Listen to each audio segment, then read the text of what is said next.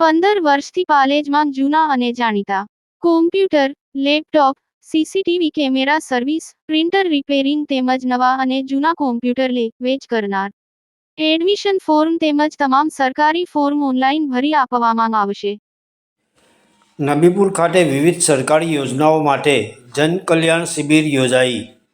લાભાર્થીઓએ બહોળા પ્રમાણમાં લાભ લીધો.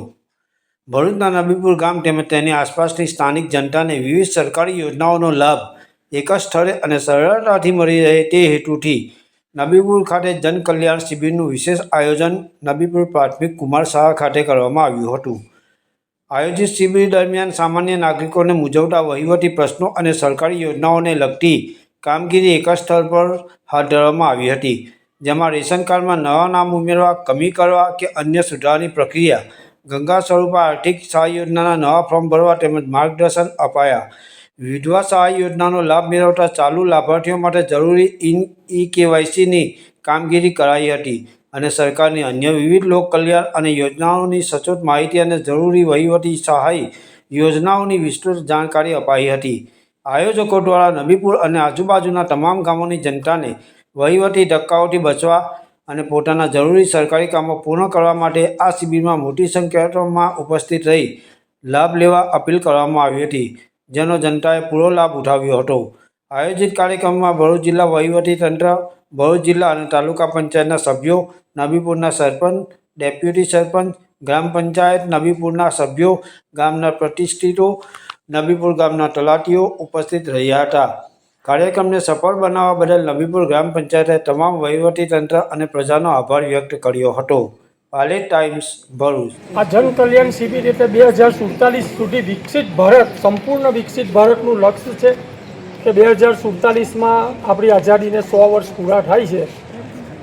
એટલા માટે આ ભારત સરકારે અને આપણા વડાપ્રધાનશ્રીને 12 વર્ષ પૂર્ણ થયા છે અને સૌથી વધુ વડાપ્રધાન પદ પર રહેવાનો પણ એમનો એક રેકોર્ડ થયો છે. તો એ નિમિત્તે અને 2047 સુધી વિકસિત ભારત સંપૂર્ણ બને એ માટે આ જન શિબિરનું આયોજન કરેલું છે. તો આ જન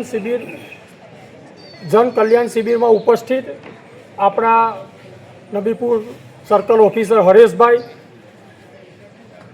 આપણે પારખેત સીટના સભ્ય જનકભાઈ, સિટપોન સીટથી બહેન આવેલા છે, નબીપુર વિદ્યાબેન, આ ઉપરાંત ગામના સરપંચ બાલુભાઈ છે, દસુભાઈ છે તથા વિવિધ આપણા ગામના આગેવાનો સૌ અહીંયા ઉપસ્થિત છે. જન કલ્યાણ શિબિરનો મુખ્ય હેતુ એ છે કે સરકારની વિવિધ યોજનાઓ, સરકારે નક્કી કરેલું છે કે સર્વોદયથી અંત્યોદય એટલે છેવાડાના માનવી સુધી સરકારની દરેક યોજનાઓ પહોંચે.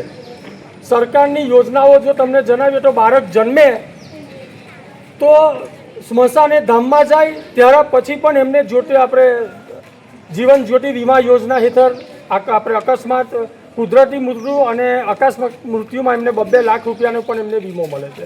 વિદ્યાબેન વસાવા, સર્કલ ઓફિસર શ્રી, નબીપુર ગ્રામ પંચાયતના સરપંચશ્રી તેમજ નબીપુર ગ્રામ પંચાયતના સભ્યો, આરોગ્ય ટીમની વિવિધ ગામોમાંથી આવેલા આરોગ્ય ટીમના માણસો તેમજ ગામના અન્ય મહેમાનો, આપ સૌ જાણો છો કે સરકાર દ્વારા જન કલ્યાણ શિબિર કાર્યક્રમનું આયોજન કરવામાં આવેલું છે અને જે તે સમયે જન કલ્યાણ શિબિર કાર્યક્રમને સફળ બનાવવા માટે તલાટી કમ મંત્રી હોય, પંચાયતના સભ્યો હોય કે પછી વહીવટીતંત્ર હોય, ખૂબ મહેનત કરતા હોય છે કે સરકારશ્રીની તમામ યોજનાઓ લાભાર્થીઓ સુધી પહોંચે.